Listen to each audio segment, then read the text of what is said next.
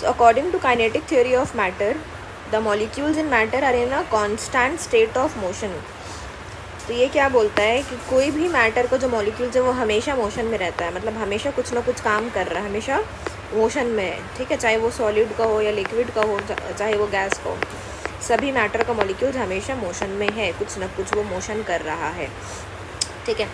When an object is heated, its molecules gain energy. कभी भी हम किसी भी ऑब्जेक्ट को हीट करते हैं, चाहे वो सॉलिड हो या लिक्विड हो या गैस हो, किसी को भी अगर हम हीट करेंगे तो उसके अंदर का जो भी मॉलिक्यूल्स प्रेजेंट है वो मॉलिक्यूल्स क्या हो जाएगा, जब हम हीट करेंगे तो ये मॉलिक्यूल्स ज़्यादा स्पीड से मूव करने लगेगा, मतलब इसका काइनेटिक एनर्जी बढ़ जाएगा, ठीक है। तो ये चीज़ याद रखना है, हीट देने से हमेशा क्या होता है, मॉलिक्यूल्स का काइनेटिक एनर्जी बढ़ जाता है, और काइनेटिक एनर्जी बढ़ने की वजह से उसका स्पीड बढ़ जाएगा, मतलब कि वो ज़्यादा ज़ोर से वाइब्रेशन करने लगेगा, मतलब कि वो ज़्यादा क्विकली वाइब्रेट करने लगेगा, ठीक है।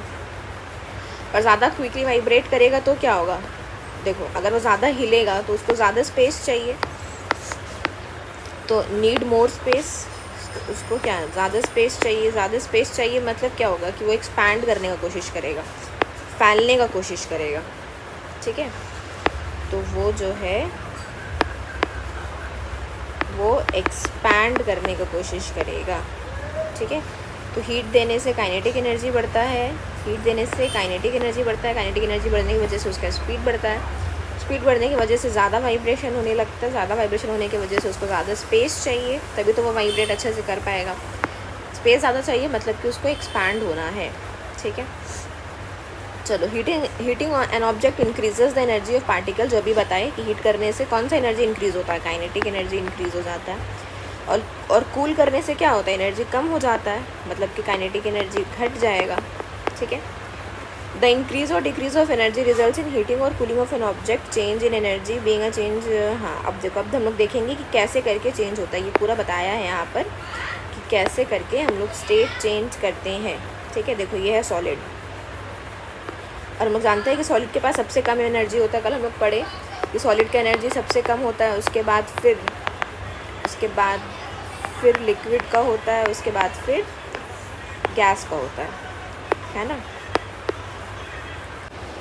हाँ, तो सी दिस इज सॉलिड, है ना। और हम लोग कल पढ़े थे कि सबसे ज़्यादा एनर्जी किसके पास होता है, सॉलिड के पास होता है, फिर लिक्विड के पास होता है, फिर गैस के पास होता है, ठीक है। सबसे कम एनर्जी सॉलिड के पास होता है ना, सबसे लीस्ट एनर्जी सॉलिड के पास होता है, क्योंकि उसका मॉलिक्यूल्स मूव नहीं कर सकता, उल्टा बोल दिए थे अभी। सबसे कम एनर्जी सॉलिड के पास, उसके बाद फिर लिक्विड के पास, उसके बाद फिर गैस के पास why gas has highest energy because molecules of gas are far apart, so they can move in any direction they want, so they have higher kinetic energy, okay। चलो, now this is solid। अब solid क्या है, melt हो रहा है, ठीक है। जब ये पिघलता है, कैसे पिघलता है, कोई भी चीज़ अपने आप तो नहीं पिघलेगा, जब तुम उसको हीट दोगी बाहर से तभी वो पिघलेगा। तो हीट देने से क्या हो रहा है कि देखो इसका जो मॉलिक्यूल्स है ना, यहाँ पर हीट देने से इसका काइनेटिक एनर्जी बढ़ जाएगा, काइनेटिक एनर्जी जब बढ़ जाएगा तो ये ज़्यादा वाइब्रेट करने के लिए इसको जगह चाहिए होगा, है ना, ज़्यादा जगह चाहिए होगा, तो क्या होगा, ये फैलने का कोशिश करेगा। तो देखो यहाँ पर देखो ये क्या हो रहा है, फैल गया, यहाँ पर मॉलिक्यूल सब दूर फैल गया है। क्यों फैल गया है, क्योंकि हीट देने की वजह से इसका काइनेटिक एनर्जी बढ़ गया था, जिसके वजह से वो एक्सपैंड किया है, ठीक है। देखो लिक्विड, अब जब मॉलिक्यूल्स दूर भाग जाएगा तो ये क्या बन जाएगा, लिक्विड बन जाएगा, है ना, क्योंकि तब तो ये सॉलिड रह नहीं सकता, क्योंकि सॉलिड में क्या होता है, सब गैसेस देखो क्लोजली पैक्ड होता है, ठीक है। In solid molecules are closely packed, when the molecules have gone far apart, not so much far apart but slightly far apart, then this has converted to liquid, ठीक है, and this process is known as melting, ठीक। चलो, now see this is liquid। now again if you give more heat, if you give more heat, that process is known as evaporation। if you give more heat, then what will happen, again this molecules will gain more kinetic energy, this molecules will gain more kinetic energy, and again they will try to expand means what, they will try to increase their volume, volume increase karna means what, to occupy more space, right। volume increase means to occupy more space, okay। चलो, now again they will try to expand and see now what they have become. See again they have moved far apart. Okay, और ज़्यादा दूर भाग गया है ये लोग. And now they have got change to gaseous state, and that process is known as evaporation. So what is melting? Melting means change of state from solid to liquid. Melting means पिघलना. And what is evaporation? Evaporation is change of state from liquid to gas. मतलब भाप बन जाना, है ना. जैसे gas liquid जो है वो भाप बन के उड़ जाता है, that is known as evaporation. ठीक है, तो ये कब होता है? व्हेन, तो यहाँ पे इसको सही से लिखना है कि मेल्टिंग कब होता है? हीट देने पर. ठीक है, when you give heat to solid then it gets melted, and then when you give heat to liquid it gets melted to gas. ठीक है, अब इसका उल्टा चलेंगे कि अगर हम गैस में हीट दिए, लिक्विड में हीट दिए, तब ये गैस बन गया है. अब अगर हम गैस में से हीट को निकाल लेंगे, मतलब अगर हम गैस को ठंडा कर देंगे, गैस से हीट को लूज़ करना मतलब क्या हो गया है? ठंडा कर देना. अगर गैस ठंडा हो जाएगा, ठंडा अगर हो जाएगा तो क्या होगा? गैस का मॉलिक्यूल्स जो इतना दूर दूर है, अगर ये हीट को बाहर निकाल देगा तो क्या होगा कि इसका काइनेटिक एनर्जी कम हो जाएगा, है ना. मतलब कि अब ये ज़्यादा वाइब्रेट नहीं करेगा, ज़्यादा मूव नहीं करेगा, है ना. ज़्यादा मूव नहीं करेगा तो ये लोग क्या हो जाएगा? चिपक जाएगा एक दूसरे से, क्योंकि ज़्यादा मूव तो कर नहीं रहा है, तो एक दूसरे के करीब आ जाएगा. तो यहाँ पर देखो एक दूसरे के करीब आ गया है थोड़ा थोड़ा. अब ये क्या बन जाएगा? जैसे ही मॉलिक्यूल सामने आया वो गैस से चेंज हो गया लिक्विड में, and this process is known as condensation. तो evaporation means change of state from liquid to gas, and condensation means from gas to liquid. ठीक है, और ये कब होता है? जब हीट लॉस होता है. हीट लॉस करने की वजह से होता है. और इवापोरेशन में क्या होता है? हीट गेन होता है. मतलब लिक्विड जो है हीट को बाहर से अपने अंदर एब्जॉर्ब करता है. हीट गेन मतलब हीट को अपने अंदर एब्जॉर्ब कर रहा है, और हीट लॉस मतलब हीट को अपने अंदर से बाहर निकाल रहा है, मतलब ठंडा हो जा रहा है. ओके, फिर फ्रीजिंग. अभी हम लोग पढ़े कि सॉलिड से लिक्विड कैसे चेंज होता है. अभी लिक्विड से सॉलिड कैसे चेंज होगा? लिक्विड भी अपने अंदर का हीट बाहर निकाल देगा. जैसे कि हम लोग फ्रिज में रखते हैं ना, तो फ्रिज में रखने से क्या होता है? फ्रिज में रखने से वो हीट को बाहर निकाल लेता है. पानी रखते हैं हम लोग, बर्फ़ बन जाता है. कैसे बनता है? क्योंकि फ्रिज क्या करता है? पानी का हीट को ले लेता है, अपने अंदर निकाल लेता है. हीट, पानी से हीट को निकाल लेता है बाहर.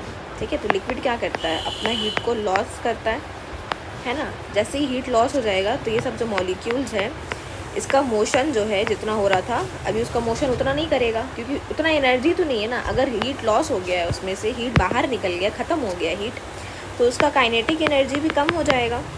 काइनेटिक एनर्जी कम हो जाएगा मतलब क्या हो गया है कि वो ज़्यादा मूव नहीं करेगा. काइनेटिक एनर्जी मतलब ज़्यादा उसके पास स्पीड नहीं रहेगा.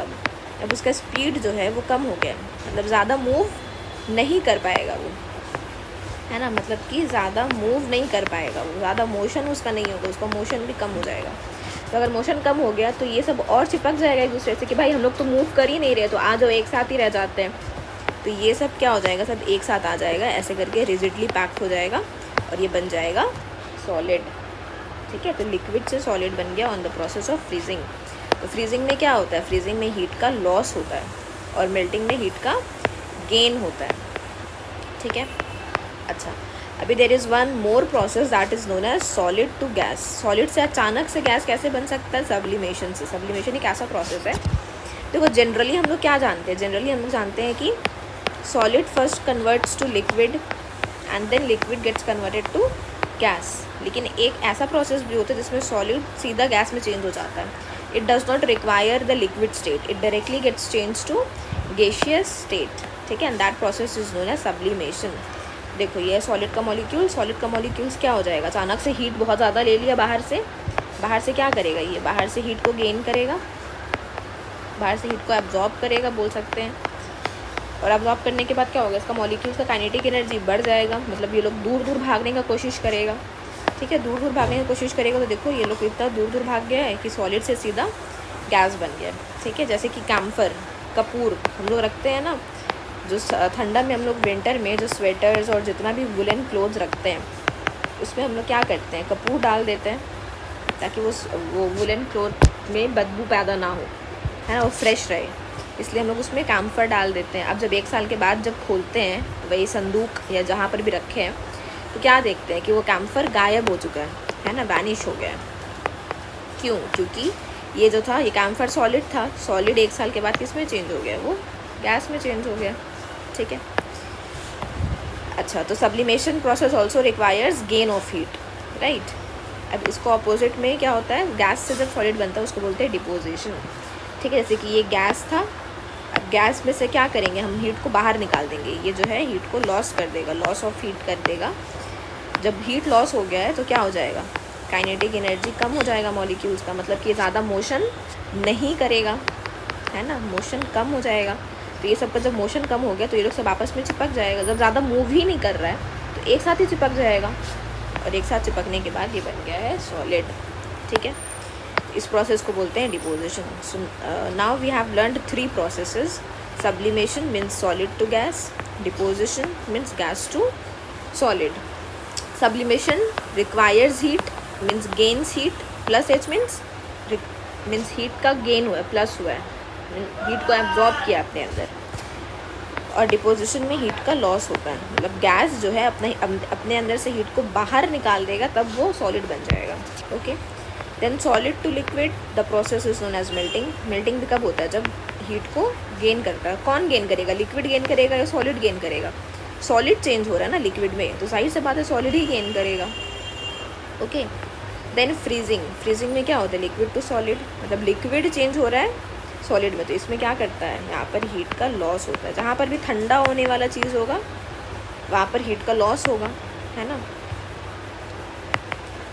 ठंडा जहाँ पर भी होगा मतलब कि loss of heat, loss of heat. और जहाँ पर भी गर्म होगा कोई भी चीज़ तो वहाँ पर क्या होगा, गेन ऑफ हीट, ओके। और सिंपल सा फंडा क्या चीज़ याद रखना है कि हीट देने से काइनेटिक एनर्जी बढ़ जाता है, जिसकी वजह से वो फैलने का कोशिश करता है, जिसकी वजह से उसका वॉल्यूम इंक्रीज़ हो जाता है, ठीक है, ज़्यादा फैलने का कोशिश करता है। जैसे कि अगर हम बात करें तो सॉलिड, लिक्विड और गैस, इसमें किसका ज़्यादा वॉल्यूम, मतलब कौन ज़्यादा फैला हुआ रहता है, गैस ज़्यादा फैला हुआ रहता है तो गैस का ज़्यादा वॉल्यूम, फिर लिक्विड का, फिर सॉलिड सबसे छोटा कॉन्ट्रैक्टेड रहता है ना, सॉलिड क्या रहता है, कॉन्ट्रैक्टेड रहता है, तो सॉलिड का वॉल्यूम सबसे कम। फिर अगर हम हीट देंगे तो हीट देने से वो पानी बन जाएगा, तो पानी थोड़ा सा ज़्यादा फैला हुआ रहता है ना, थोड़ा सा एक्सपैंड रहता है। अब जब हम पानी में भी हीट देंगे तो वो भाप बन जाएगा, गैस बन जाएगा, तो गैस तो और ज़्यादा फैला हुआ रहता है, तो गैस का वॉल्यूम और ज़्यादा होगा, है ना, हाईएस्ट वॉल्यूम होता है गैस का। चलो अभी ये सेम चीज़ जो अभी हम बताए हैं वो सेम चीज़ यहाँ पर लिखा हुआ है। मेल्टिंग में आइस से यहाँ पर क्या होता है, देखो सॉलिड से लिक्विड में जा रहा है तो हीट को गेन कर रहा है, हीट को गेन करने से उसके पास एनर्जी बढ़ जा रहा है। कौन सा एनर्जी, काइनेटिक एनर्जी। एनर्जी तो बहुत टाइप का होता है, यहाँ पर हम लोग कौन सा एनर्जी का बात कर रहे हैं, काइनेटिक एनर्जी का बात कर रहे हैं, ठीक है। ये देखो ये आइस है ना, तुम आइस को हीट दो तो वो पानी बन जाएगा। लेकिन अब तुम बोलोगी कि हम लोग आइस को तो हीट नहीं देते, हम लोग बस आइस को फ्रिज से बाहर निकाल कर रख देंगे तो वो अपने आप हीट बन जाता है। ऐसा क्यों होता है, क्योंकि देखो पहले आइस कहाँ था, फ्रिज में था, है ना, ये है फ्रिज और अंदर में रखा हुआ है आइस, ठीक है। अब तुम क्या कर रही कि फ्रिज से आइस को बाहर निकाल ले रही, अब यहाँ पर इसको ऐसे एक प्लेट में तुम आइस को रखती, ठीक है। पहले ये फ्रिज में था और अभी ये रूम टेम्परेचर में, मतलब हम लोग का घर का नॉर्मल टेम्परेचर में। तो फ्रिज का टेम्परेचर कितना होता है, फ्रिज का टेम्परेचर 50 से 100 डिग्री के बीच में होता है, ठीक है। और अगर आइस है, आइस तो फ्रीज़र में रहता है, तो फ्रीज़र का टेम्परेचर ऑलमोस्ट 100 डिग्री होता है, ठीक है। फ्रीज़र का, ये हम फ्रीज़र का बात कर रहे हैं, क्योंकि फ्रिज में तो 2 पार्ट होता है ना, एक ऊपर वाला फ्रीज़र होता है और नीचे में जहाँ पर हम लोग सारा दूसरा सामान रखते हैं। अब हम लोग जब रूम टेम्परेचर में ये एक प्लेट में रखे हैं आइस को, अब रूम टेम्परेचर कितना होता है, 25 डिग्री या 27 डिग्री। तो देखो अगर हम लोग 100 डिग्री से निकाल कर, फ्रिज का टेम्परेचर 0 डिग्री होता है, 100 डिग्री नहीं होता, 100 डिग्री तो बहुत ज़्यादा हो जाएगा। फ्रीज़र का टेम्परेचर कितना होता है, 0 डिग्री होता है, ठीक है। अगर हम लोग 0 डिग्री से निकाल कर इसको रूम टेम्परेचर में रखेंगे तो देखो टेम्परेचर बढ़ रहा है ना, पहले कितना था, पहले 0 था, अभी 25 हो गया, तो टेम्परेचर बढ़ रहा है ना। टेम्परेचर बढ़ रहा है मतलब कि ये बाहर से हीट को क्या करेगा, एब्जॉर्ब करेगा ना, हीट को गेन करेगा ना, टेम्परेचर बढ़ता कैसे है, हीट को गेन करने ही से तो बढ़ता है ना। तो ये आइस जो है इसको तुम अचानक से फ्रीज़र से निकाल के रूम टेम्परेचर में रख दी, तो ये देखिएगा बाप रे इतना ज़्यादा टेम्परेचर, 25 डिग्री टेम्परेचर है, तो बहुत गर्मी लगने लगेगा, है ना। तो ये आइस क्या हो जाएगा, ये पिघल जाएगा, इट विल मेल्ट। तो यहाँ पर तुमको बाहर से कोई स्टोव का हीट देने का ज़रूरत नहीं पड़ा, ये अपने आप ही मेल्ट हो गया। क्यों? क्योंकि जहाँ पर वो पहले था वो बहुत कम टेम्परेचर में था, अभी बाहर में जब आ गया तो बहुत ज़्यादा टेम्परेचर है, तो वो अपने आप ही पिघल जाएगा, ठीक है। लेकिन जैसे कि मान लो चॉकलेट, तुमको चॉकलेट को पिघलाना है, you need to melt the chocolate, तो चॉकलेट अपने आप तो नहीं पिघलेगा, तुमको क्या करना पड़ेगा, उसको हीट करना पड़ेगा, और उसके बाद फिर वो चॉकलेट का मेल्ट हो जाएगा। उसको फिर तुम कॉफ़ी में डाल सकती हो, कॉफ़ी बनाने के टाइम, ठीक है। चलो, तो ये हम लोग मेल्टिंग, जिसका दूसरा नाम फ्यूजन है, इसके बारे में हम लोग पढ़े, और जो हम तुमको यहाँ पर पूरा अच्छे से समझाए हैं, ठीक है। फिर सेकंड इज़ वेपराइजेशन, या जिसको बॉइलिंग भी बोलते हैं, जहाँ पर क्या होता है, लिक्विड से गैस में चेंज होता है। सेम चीज़ है कि क्या हीट करेंगे, मॉलिक्यूल से ज़्यादा एनर्जी ले लेगा, तो उसका वॉल्यूम बढ़ना शुरू हो जाएगा। वॉल्यूम बढ़ेगा तो पहले लिक्विड का वॉल्यूम मान लो इतना था, इतना जगह को ऑक्यूपाई कर रहा था, इतना सा जगह को वो ऑक्यूपाई कर रहा था। अभी जब हम उसको हीट दिए हैं, हीट देने से ये जो मॉलिक्यूल्स है ये दूर दूर भाग जाएगा, एक इधर एक इधर एक इधर। जब इतना दूर दूर भाग गया मॉलिक्यूल्स, तो ये क्या बन गया, ये बन गया है गैस, ओके, ये बन गया है गैस। अच्छा, वाटर का बॉइलिंग पॉइंट कितना होता है, 100 डिग्री सेंटीग्रेड, और फ्रीजिंग पॉइंट कितना होता है, 0 डिग्री सेंटीग्रेड। फ्रीजिंग पॉइंट होता है 0 डिग्री सेंटीग्रेड, ठीक है। जैसे कि यहाँ पर बताया है कि एक बोल में पानी भरा है ये लोग, उसके बाद नीचे से हीट दे रहा है उसको, तो क्या हो रहा है कि ये पानी बॉईल होकर भाप बन जा रहा है ना। ये हो कैसे रहा है, यहाँ पर वाटर का मॉलिक्यूल्स प्रेजेंट है, यहाँ पर वाटर का मॉलिक्यूल्स प्रेजेंट है। There are thousands of molecules of water inside this bowl, right. जब हीट जा रहा है तो ये सब मॉलिक्यूल्स दूर दूर भागने का कोशिश कर रहा है, तो अब ये सब मॉलिक्यूल्स क्या हो रहे हैं, यहाँ चला गया, यहाँ चला गया, यहाँ जाकर सब गैस में चेंज हो गया, ओके। चलो, then condensation means what, gas to liquid, है ना, गैस से लिक्विड में चेंज हो जाना। तो गैस से लिक्विड में कब चेंज हो जा रहा है, सेम अभी हम बताए थे कि गैस से लिक्विड में वही चीज़ होगा, हीट को क्या करना पड़ेगा, हीट को निकालना पड़ेगा, है ना, ठंडा होगा ना। जैसे अगर तुमको लिक्विड से गैस बनाना है तो तुमको क्या करना पड़ेगा, तुमको हीट देना पड़ेगा, तभी तो मॉलिक्यूल्स दूर दूर भागेगा। लेकिन अभी गैस से अगर लिक्विड में जाना है तो तुमको हीट निकालना पड़ेगा। गैस में जो कुछ भी हीट है तुम उससे हीट को निकाल लोगी, बोलोगी लाओ भाई हीट दो हमको, क्योंकि गैस के अंदर तो हीट ज़्यादा होता है ना। हम लोग अभी देखे थे ना कि गैस के अंदर काइनेटिक एनर्जी ज़्यादा होता है। तो मान लो ये गैस है, अब तुम क्या बोलोगी कि गैस सुनो तुम्हारे पास बहुत ज़्यादा हीट है, हमको हीट दे दो। तुम हीट को क्या करोगी, लॉस कर लोगी, या फिर बोल लोगी कि हीट को हम रिमूव कर दिए हैं गैस से। जैसे ही तुम हीट को रिमूव कर दोगी, अब बेचारा गैस मॉलिक्यूल्स से तो हीट चला गया, अब तो ये लोग अपना मन मर्जी से कहीं भी नहीं जा सकता, तो ये लोग क्या करेगा, थोड़ा सा सामने सामने आ जाएगा, क्योंकि हीट जा चुका है। जब सामने सामने आ गया तो ये क्या बन गया, लिक्विड बन गया। इसी को क्या बोलते हैं, कंडेंसेशन बोलते हैं, है ना। जैसे कि मान लो कि गरम गरम चावल बना है, भात बना है घर पे। अब यहाँ जो चावल है, राइस, ये बहुत गर्म है, इसमें से क्या भाप निकल रहा है ना, ऐसे ऐसे करके भाप निकल रहा है। अब उसके ऊपर तुम उसका ढक्कन लगा दियो, लिड, ठीक है। उसके बाद जब तुम थोड़ा देर के बाद आकर ये ढक्कन को उलट कर देखोगी ना, ये ढक्कन को जब तुम ऐसे उलट कर देखोगी तो देखोगी कि यहाँ पे ना ड्रॉपलेट्स है बहुत सारा पानी का। क्यों ऐसा हो रहा है, क्योंकि ये गैस जो था, ये गैस कंडेंस होकर लिक्विड बन गया, लिक्विड का ड्रॉपलेट्स बन गया। तो यहाँ पर क्या होता है, कंडेंसेशन। कंडेंसेशन का मतलब क्या होता है, गैस टू लिक्विड, ठीक है। जैसे कि यहाँ पर देखो ये वाला बताया है कि गैस लिक्विड में चेंज हो गया, ये कब होता है, ठंडा। अच्छा देखो, और अगर एकदम सिंपल लैंग्वेज में समझे तो क्या होता है, सॉलिड से लिक्विड में जाने के लिए तुमको उसको गर्म करना पड़ेगा, गर्म करना पड़ेगा।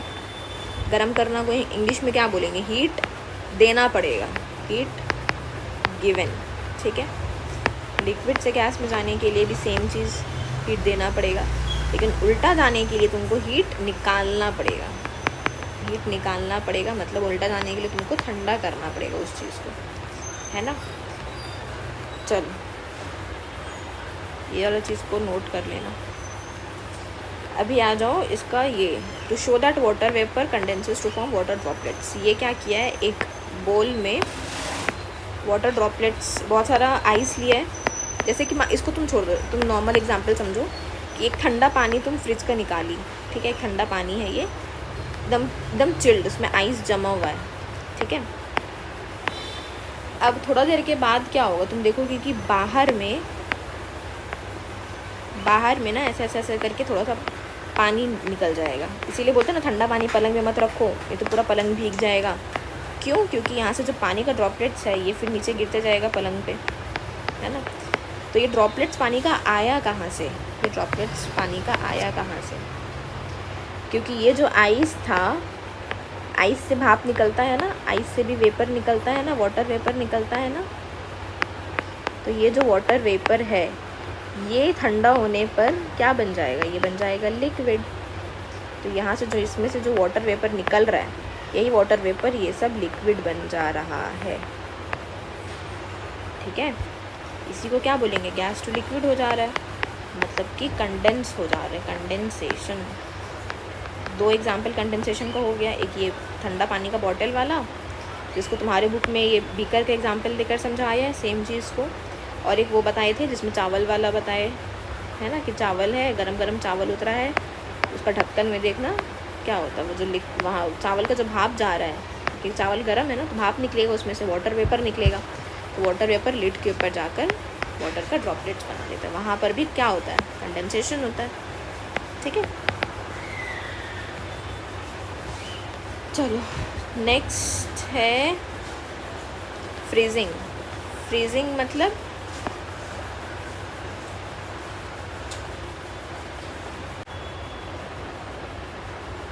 चलो फ्रीजिंग में क्या होता है, लिक्विड टू सॉलिड, है ना। लिक्विड टू सॉलिड बनने के लिए क्या करना पड़ेगा, उसको हीट गेन करना होगा या हीट लॉस करना होगा।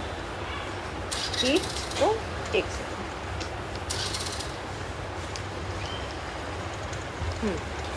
तो लिक्विड टू सॉलिड में जाने के लिए क्या करना पड़ेगा, अगेन उसको ठंडा होना पड़ेगा। ठंडा होना मतलब क्या हो गया कि हीट को लॉस करना पड़ेगा। हीट को लॉस करना पड़ेगा मतलब हीट को रिमूव करना होगा।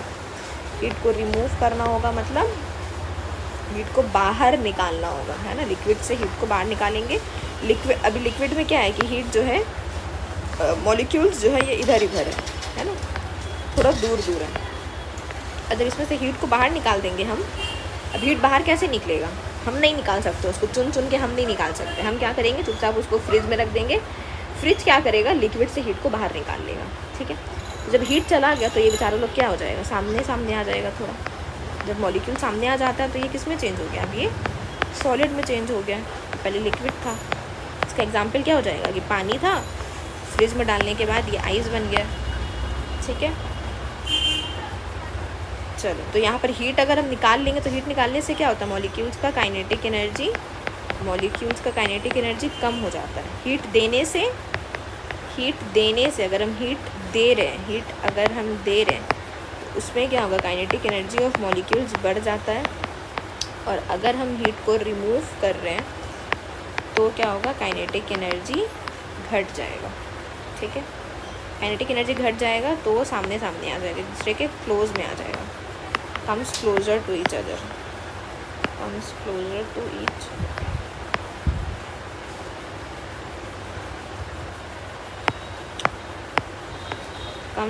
to each other, okay. Example ये देख लो, ये पानी है, ये जो है 0 डिग्री में इसको ठंडा किए। कौन ठंडा किया है, फ्रिज में रखने से हो जाता है, क्योंकि फ्रीज़र का टेम्परेचर अभी हम बताए थे 0 डिग्री होता है ना। तो वाटर किस में चेंज हो गया, आइस में चेंज हो गया। फिर तो सब्लिमेशन में क्या होता है कि सॉलिड सीधा गैस में चेंज हो जाता है।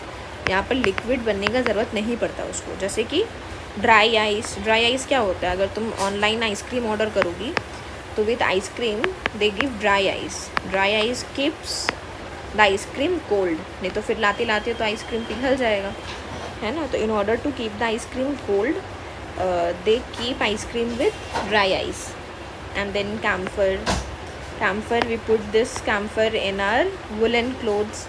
Then mothballs, why we keep mothballs in our wardrobe? It's to avoid insects. Okay, so that insects do not destroy our clothes. Then iodine, ammonium chloride, these all are the things which directly gets converted to from solid to gas. Okay, the process is known as sublimation. Acha, you tell me what will happen if the solid is getting converted to gas, whether it will lose heat, it will lose heat or lose heat or gain heat. What it will do? It will gain heat. Okay, gain heat करेगा तभी तो उसका kinetic energy बढ़ जाएगा, और kinetic energy अगर बढ़ जाएगा तभी तो वो दूर दूर जाने का कोशिश करेगा, तभी तो वो गैस बन जाएगा, मॉलिक्यूल्स. ठीक है, मॉलिक्यूल्स दूर दूर जाने का कोशिश करेगा, और वो मॉलिक्यूल जितना दूर चला जाएगा कि वो that will ultimately gets change to gas. Now go to deposition. Deposition is opposite, solid to gas to solid, इसका ऑपोजिट है ना, मतलब गैस टू सॉलिड. डिपोजिट का मतलब ही क्या होता है कि सॉलिड बन के वो जम गया. डिपोजिशन मीन्स जम जाना. हिंदी में अगर बोले तो डिपोजिशन मीन्स कोई चीज़ का जम जाना. ओके, तो क्या होगा इसमें? तुमको हीट को लूज़ करना पड़ेगा या हीट को लूज़ करना पड़ेगा या फिर हीट को गेन करना पड़ेगा. हीट लूज़ मतलब हीट रिमूव, है ना. हीट लूज़ और heat remove both are same. Heat को रिमूव करना पड़ेगा, या फिर तुम हीट रिलीज़ भी बोल सकती हो. यहाँ पे हीट रिमूव नहीं बोलकर हीट रिलीज़ भी बोल सकती हो, है ना. हीट लूज़ बोल सकती हो, हीट रेडिएट बोल सकती, एनीथिंग यू कैन से. इसमें हीट गेन हो रहा है, या फिर तुम बोल सकती हो कि एब्जॉर्ब हो रहा है. ओके, तो क्या होता है इसमें? देखो, गैसेस का मॉलिक्यूल से बहुत दूर दूर होता है, सॉलिड में बहुत सामने सामने होता है. तो अगर बहुत दूर वाला मॉलिक्यूल तो बहुत सामने सामने आ जा रहा है, इसका मतलब क्या हो रहा है कि उसका काइनेटिक एनर्जी कम हो गया होगा. काइनेटिक एनर्जी कम कब होता है? जब हीट रिमूव हो जाता है. तो ये वाला होगा. ठीक है, और इसमें क्या होता है कि वो सीधा गैस से सॉलिड बन जाता है ना. मतलब गैस से वो लिक्विड बन के सॉलिड नहीं बनता है, सीधा का सीधा गैस से सॉलिड बन जाता है. ठीक है, देन सब्लिमेशन और डिपोजिशन का एक ये दिया है, एग्जाम्पल दिया है, एक्सपेरिमेंट दिया है. ठीक है, एक चाइना डिश लिया है. चाइना डिश कैसा होता है? वो ओवन का जैसा प्याला होता है ना, उस टाइप का होता है. एग्जैक्टली वैसा नहीं होता है, उस जैसा दिखता है. ओके, अब इसके अंदर ले लिया अमोनियम क्लोराइड. ये एक काइंड ऑफ सॉल्ट होता है. This is a kind of salt. जो सॉल्ट हमारे घर पे है वो वाला सॉल्ट नहीं, दूसरा सॉल्ट है ये. उसके बाद वी आर गिविंग हीट, तो ये सॉलिड क्या हो जाएगा? ये सॉलिड है ना, ये सॉलिड चेंज हो जाएगा गैस में. ठीक है, तो ये देखो यहाँ पर गैस बन गया, तो सॉलिड टू गैस. फिर ये गैस ऊपर जाते जाते थोड़ा ठंडा हो जाएगा ना, क्योंकि यहाँ पर तो हीट पड़ नहीं रहा है, हीट तो इस पोर्शन में सिर्फ पड़ रहा है. ठीक है, तो यहाँ तक जाते जाते जब वो ठंडा हो जाएगा, तो ठंडा होने के बाद ये जो गैस है ये सॉलिड बनकर देखो यहाँ पर दे विल गेट डिपोजिटेड, है ना. यहाँ पे देखो they will get deposited, deposition हो जाएगा. ओके, तो देखो एक ही एक्सपेरिमेंट में दो चीज़ चल रहा है. इस here what happens here happen ये sublimation in solid to gas, and what happens here happens deposition. Okay, evaporation क्या होता है? अच्छा, what is the difference between evaporation and boiling? Evaporation happens at natural temperature. It happens at natural temperature, मतलब तुमको बाहर से कुछ heat wheat देने का ज़रूरत नहीं पड़ रहा. वो अपने आप सन का गर्मी लेकर, है ना, सोलर हीट लेकर ही वो पानी जो है वो भाप बन जा रहा है. जैसे कि होता क्या, ओशियन है, यहाँ पर ओशियन है, पानी पूरा है ओशियंस में. अब यहाँ सन है ना, सन से जो रेज़ आ रहा है, ये रेज़ की वजह से ये जो वाटर है ये इवापोरेट हो जा रहा है. इवापोरेट होने के बाद क्या हो रहा है? यहाँ पर क्लाउड्स बन जाता है ना. यहाँ पर से जो वाटर वेपर गया, ये वाटर किस में चेंज हो गया? वेपर में चेंज हो गया. वाटर वेपर, यहाँ पे क्या था? यहाँ पे था वाटर. अब जब ये ऊपर जाता है तो क्या बनता है? क्लाउड का फॉर्मेशन होता है, क्लाउड फॉर्मेशन, है ना. तो यहाँ पर तो तुम अलग से कहीं पर ओशन के अंदर स्टोव थोड़ी जलाई थी, यहाँ तो तुम अलग से हीट नहीं दी, तो ये नेचुरली हुआ है ना. तो दिस प्रोसेस इज़ इवापोरेशन. लेकिन और एक प्रोसेस जो अभी हम लोग पढ़े हैं पिछला पेज में, उसको क्या बोलते हैं? वेपराइजेशन। ठीक है, ये इवापोरेशन है और ये वेपराइजेशन है, जिसका दूसरा नाम है बॉइलिंग। तो इवापोरेशन या बॉइलिंग ये जो है, ये नेचुरल प्रोसेस नहीं है, ये आर्टिफिशियल प्रोसेस है। मतलब ये हम लोग करते हैं, इसमें हीट हम लोग देते हैं स्टोव लगा कर। ठीक है, इसमें हीट हम लोग देते हैं।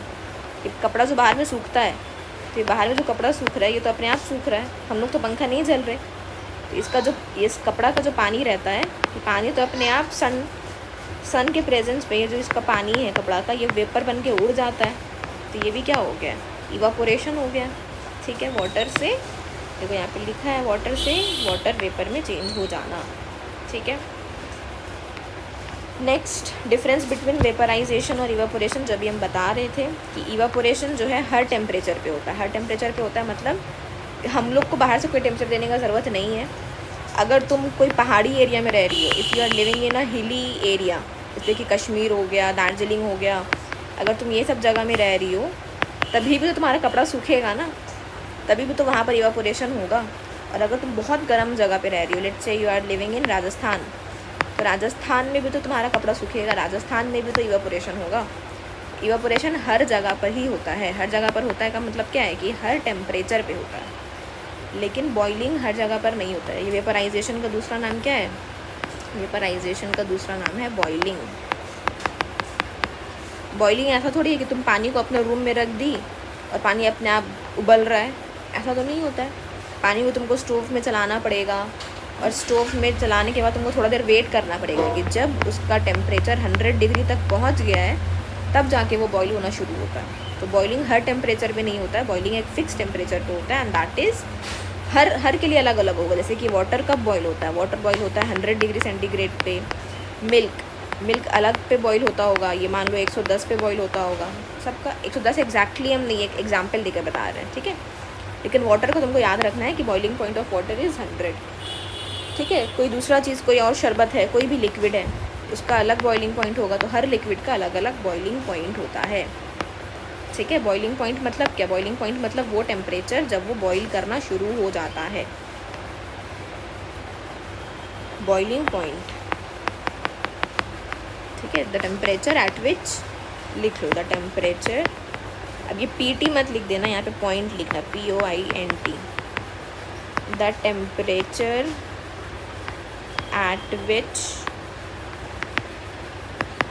लिक्विड और a particular liquid, the temperature at which a particular liquid starts boiling. Okay, इसको बोलते हैं boiling point. And for water it is 100 degree centigrade. चलो, सेकेंड पॉइंट क्या है कि ऑपरेशन बहुत धीरे धीरे होता है ना, मतलब कि उसको ज़्यादा फास्ट नहीं है, वो धीरे धीरे होता है। लेकिन वेपराइजेशन जल्दी हो जाता है। ऐसा तो नहीं है कि तुम आज बॉईल करने चढ़ा दियो स्टोव में, अब 2 दिन बाद बॉईल होगा, नहीं, ऐसा तो नहीं होता। तो वेपराइजेशन फास्ट प्रोसेस होता है, और इवेपोरेशन धीरे धीरे हो रहा है। मतलब ओशन से जो पानी जा रहा है वो धीरे धीरे जा रहा है। ऐसा तो नहीं है कि अचानक से ओशन पूरा खाली हो गया, फास्ट तो नहीं होता प्रोसेस। ठीक है, इवेपोरेशन कहाँ पर होता है? सिर्फ सरफेस पे होता है। मतलब अगर ये ओशियन है, ये अगर ओशियन है, तो सिर्फ जिसका सरफेस है, ये जो सरफेस है, सिर्फ सरफेस के ऊपर जो पानी होगा, सिर्फ वही पानी ऊपर भाप बन के उड़ेगा। ठीक है, तो ये सरफेस फिनोमेना होता है। ये कैसा फिनोमेना है? Surface phenomena. Evaporation is a surface phenomena. लेकिन जब तुम पानी को बॉईल होते हुए देखती हो, तो उसमें क्या सिर्फ ऊपर का पानी बॉईल होता है? नहीं, पानी जब बॉईल होता है तो ध्यान देना कि पूरा पानी ऊपर नीचे जाता रहता है, ऐसे ऐसे पूरा वो उबलता रहता है। मतलब कि वो सरफेस फिनोमेना नहीं है, वो पूरा बॉडी में हो रहा है, पूरा लिक्विड का बॉडी में हो रहा है। ठीक है, इसीलिए यहाँ पर क्या लिखा है कि ये इंटायर लिक्विड में होता है। ठीक है, फिर क्या है कि इवापोरेशन होने से कूलिंग इफेक्ट आता है। मतलब जहाँ से भी कोई भी चीज़ इवापोरेट हो रहा है तो वहाँ पर कूलिंग इफेक्ट आएगा। जैसे कि तुम देखोगी कि अभी गर्मी में मान लो कि ये किसी का दुकान है, तो किसी का शॉप है, ठीक है, तो वो क्या करेगा ना, अपने शॉप के बाहर में पानी बार बार स्प्रिंकल करेगा। He will sprinkle some water. क्यों? क्योंकि ये पानी जब भाप बन के उड़ जाएगा ना सन का रोशनी से, मतलब जब ये पानी इवापोरेट हो जाएगा तो ये जगह जो है ना ये ठंडा हो जाएगा, कूल हो जाएगा, जिसकी वजह से ये दुकान भी, इसका दुकान में भी थोड़ा सा ठंडापन आएगा।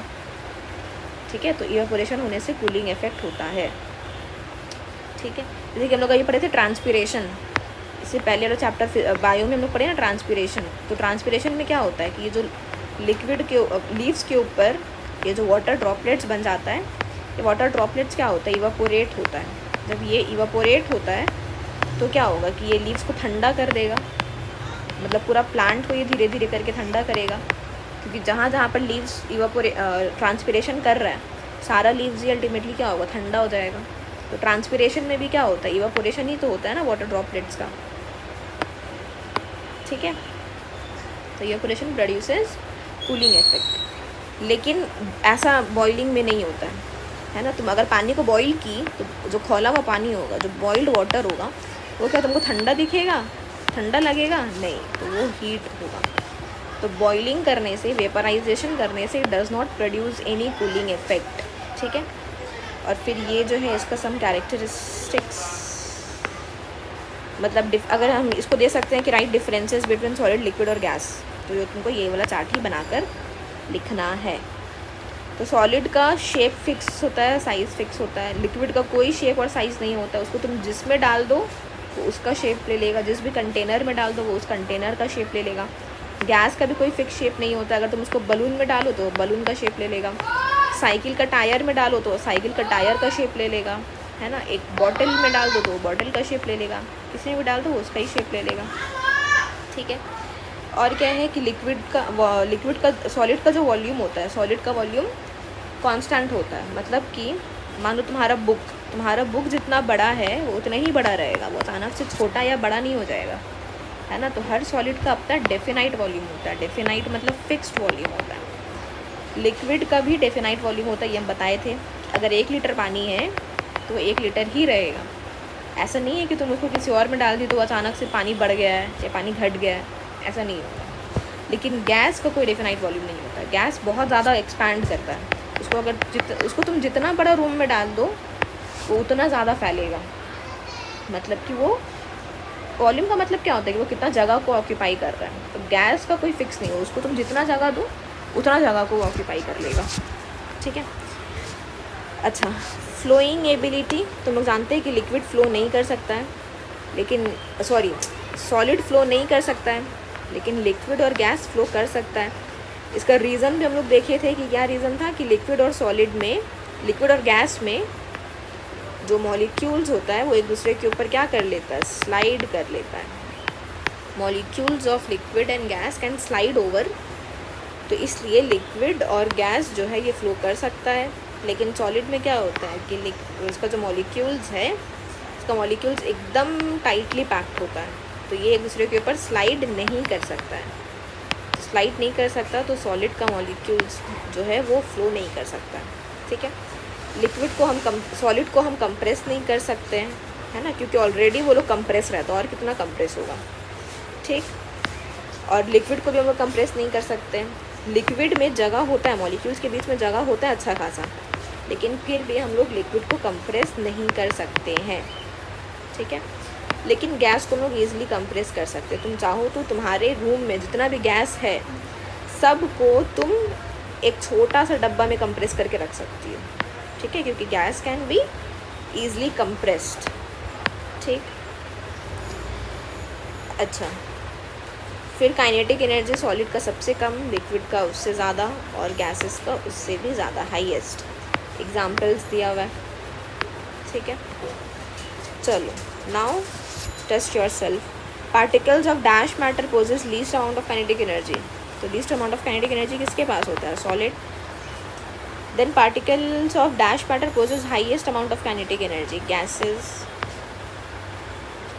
ऑन कूलिंग, कूल करने से क्या होता है, kinetic energy of gas decrease होता है। अभी इतना देर से वही समझाए थे। स्केपिंग ऑफ मॉलिक्यूल्स, स्केपिंग मतलब क्या, भाग जाना, निकल जाना। स्केपिंग मतलब निकल जाना। escaping of molecules into the surrounding from a fixed positions where when the matter is heats है when the matter is heat अच्छा heated when the matter is heated मतलब मॉलिक्यूल का अपने सराउंडिंग में चला जाना एक फिक्स पोजीशन में, इसको क्या बोलेंगे? इसको बोलेंगे इवापोरेशन।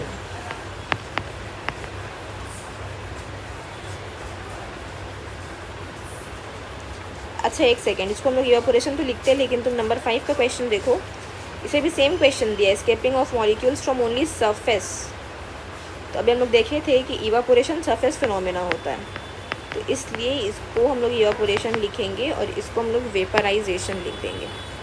इसको हम लोग वेपराइजेशन, ठीक है।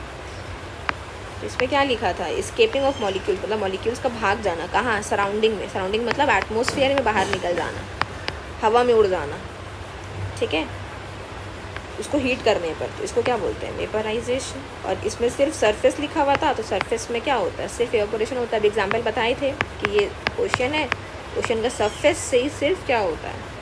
इवापोरेशन होता है। ये समरी दिया हुआ है, जिसको तुमको पढ़ना है। Okay, summary read by yourself.